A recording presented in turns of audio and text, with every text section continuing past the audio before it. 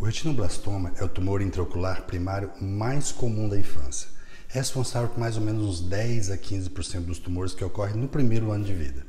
Entender o que é o retinoblastoma, desconfiar do diagnóstico e fechar esse diagnóstico o mais precocemente possível é fundamental para um bom resultado. E você vai aprender como fazer isso nesse vídeo. Meu nome é Rogério Leite, eu sou oncologista e luto por uma vida sem câncer. Vamos entender os aspectos principais do retinoblastoma. O retinoblastoma geralmente se apresenta como uma leucoria, que é um reflexo anormal da pupila que fica branca. Geralmente isso acontece em uma criança com menos de 3 anos de idade. O padrão é de maior diagnóstico em torno de 2 anos de idade.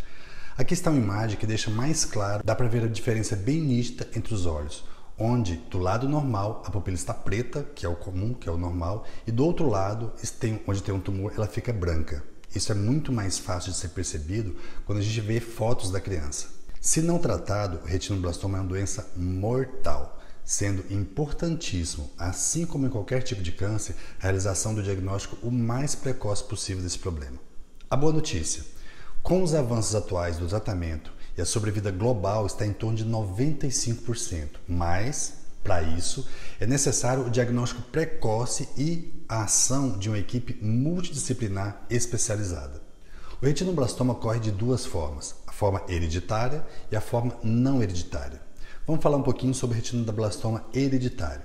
Essa forma está associada às mutações que ocorrem nas células reprodutivas, ou seja, nos espermatozoides ou nos óvulos.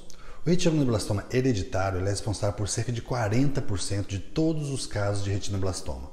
De uma forma geral, existe uma história familiar positiva em cerca de 25% dos casos hereditários e 10% de todos os casos de retinoblastoma.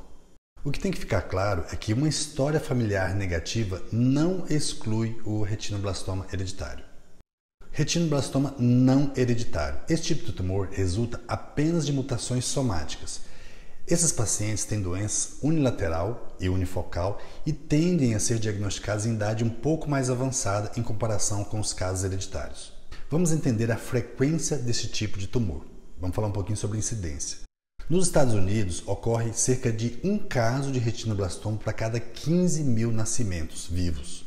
No Brasil, não se sabe por que exatamente, não consegue se explicar ainda, mas a incidência é o dobro dos Estados Unidos e da Europa. De uma forma geral, dá para dizer que o retinoblastoma é responsável por cerca de 13% de todos os tumores malignos do primeiro ano de vida. E quase todos os casos surgem antes dos 5 anos de idade, com incidência semelhante tanto entre meninos quanto entre meninas. É mais ou menos equilibrado. Tem um detalhe que tem sempre que lembrar. A anormalidade genética associada ao retinoblastoma hereditário também está associada a um risco aumentado de desenvolver um segundo tumor. Este segundo tumor vai incluir sarcoma ósseo, sarcoma de partes moles e melanoma. Então, nessas crianças, mesmo tratadas e consideradas curadas, nós temos que prestar bastante atenção à possibilidade desse segundo tipo de tumor. Como é que é a história natural, como é que evolui o retinoblastoma? Eu vou repetir algo que eu já disse, mas que é extremamente importante. Se não tratado, o retinoblastoma é uma doença mortal. Os tumores crescem, ocupam todo o olho e acabam destruindo o globo ocular. Geralmente, a metástase já se apresenta nos primeiros 12 meses de apresentação da doença. Já apresenta metástase logo no começo. A boa notícia é que, se tratado adequadamente, a taxa de sobrevida está acima de 95%. Apesar de ser bastante raro, pode ocorrer a regressão espontânea em um pequeno número de casos, mas a gente não deve esperar por isso, deve tratar. Como é que esse tumor se espalha? Ou seja, como é que ele dá metástase? Como é que atinge outros órgãos? Como é que ocorre a metástase? Esse é o resumo da pergunta. A forma mais comum é quando o tumor atinge o sistema nervoso central através da infiltração direta do nervo óptico, que está em continuidade com o sistema nervoso central. O que pode acontecer também é que, através dos vasos sanguíneos, as células malignas podem atingir pulmão, pode atingir o osso, pode atingir fígado ou cérebro, que são os locais mais comuns. Pode ocorrer também a disseminação linfática para a conjuntiva, para a pálpebra, para tecido extraocular, como por exemplo para a pele. A terapia multimodal ela melhorou muito o resultado do tratamento, mas é fundamental o diagnóstico precoce para que a gente consiga esses melhores resultados. Sabe qual é a causa mais comum de morte para os pacientes de retinoblastoma hereditário? É justamente a malignidade secundária e não o retinoblastoma primário inicial. Por isso que eu disse que a gente tem que prestar atenção nessa possibilidade do segundo tumor primário. Como é que se apresenta clinicamente? Em que situação a gente deve desconfiar da existência de um retinoblastoma? Geralmente ele se apresenta como uma leucoria em uma criança abaixo de 3 anos de idade. A leucoria é justamente aquele reflexo anormal da pupila que fica branca e não preta, como é o de se esperar. A criança também pode apresentar estrabismo e nistagmo. Estrabismo, a maioria das pessoas sabe o que é quando ocorre um desalinhamento dos olhos. Um olho para um lado e o outro olho para o outro lado. Já o nistagmo é quando ocorre um movimento involuntário do olho para várias direções, podendo levar a alterações da visão. Boa parte dos casos, cerca de 70% das crianças, a doença intraocular é avançada já ao diagnóstico. E de uma forma geral, a apresentação clássica do retinoblastoma inicial é uma massa intrarretiniana solitária ou multifocal, bem circunscrita, bem delimitada e translúcida. Nessa imagem, a gente pode ver isso, pode ver claramente o que eu estou dizendo. O tumor é essa parte branca, bem no meio da retina. Conforme o tumor cresce, pode levar ao descolamento da retina com grande comprometimento da visão. Temos que lembrar que a história familiar é uma parte importante da avaliação de uma criança com retinoblastoma. A estimativa é que os pacientes com história familiar tenham cerca de 50% de chance de transmitir essa mutação para os seus descendentes. E é por isso que é importante a realização do teste genético para todas as crianças com retinoblastoma, porque pode ajudar a avaliar o risco de retinoblastoma em outros membros da família. É importante lembrar, a história familiar é negativa em 90% dos pacientes com retinoblastoma, sendo que 60% dos casos de retinoblastoma surgem de mutações somáticas e não de mutações hereditárias. Como é que a gente faz para fazer a triagem das crianças de risco? Quando a criança tem um risco aumentado para retinoblastoma, porque tem uma história familiar, essa criança deve passar por exames de rotina para, caso a doença surja, fazer o diagnóstico o mais precoce possível, possibilitando um tratamento mais inicial. Isso vai fazer toda a diferença no resultado do tratamento. Como a triagem deve ser feita vai depender da classificação do caso. Se é um caso de baixo risco, se é um caso de risco intermediário ou se é um caso de alto risco para o desenvolvimento da doença. Qualquer criança com mutação confirmada no gene RB1 é considerada de alto risco. Como então fazemos a triagem desses casos? Isso vai depender da idade. Para aquelas crianças até 3 anos de idade, a avaliação é feita por um oftalmologista com experiência em retinoblastoma nas primeiras 8 semanas após o nascimento. Após isso, um novo exame deve ser feito a cada 2 meses e depois a cada 3 meses se não forem encontradas alterações. Já na criança entre 3 e 7 anos de idade, o exame de triagem deve ser feito a cada 4 a 6 meses. Geralmente nessa idade, o exame já pode ser feito no consultório sem anestesia geral, porque a criança já pode colaborar com o exame. A criança muito pequena tem que ser feita com anestesia geral, não tem outra forma porque ela não colabora. É importante a realização do teste genético porque pode mudar a estratégia de acompanhamento dessas crianças. Se o teste mostrar que há uma mutação no gene RB1, a triagem frequente deve continuar por toda a primeira infância.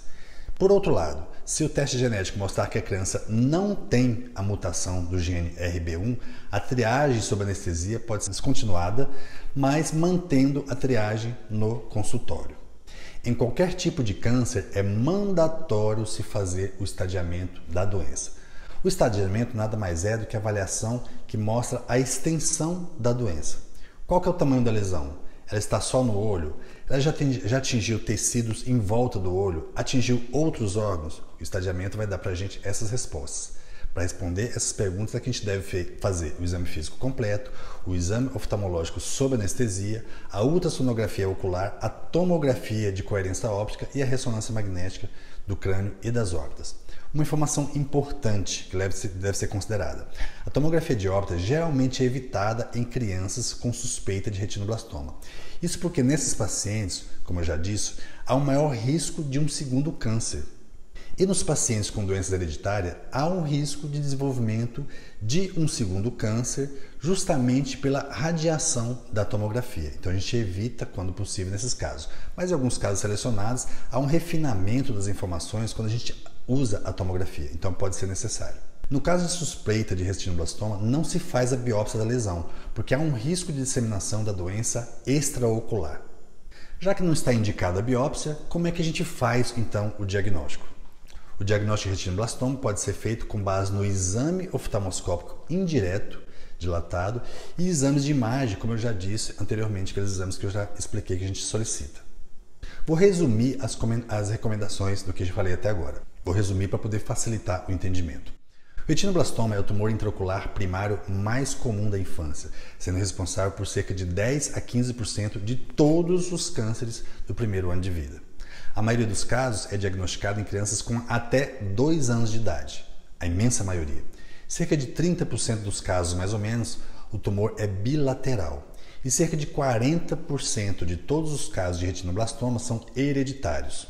Nesses pacientes, geralmente o tumor aparece em idade mais precoce, sendo geralmente bilateral ou multifocal.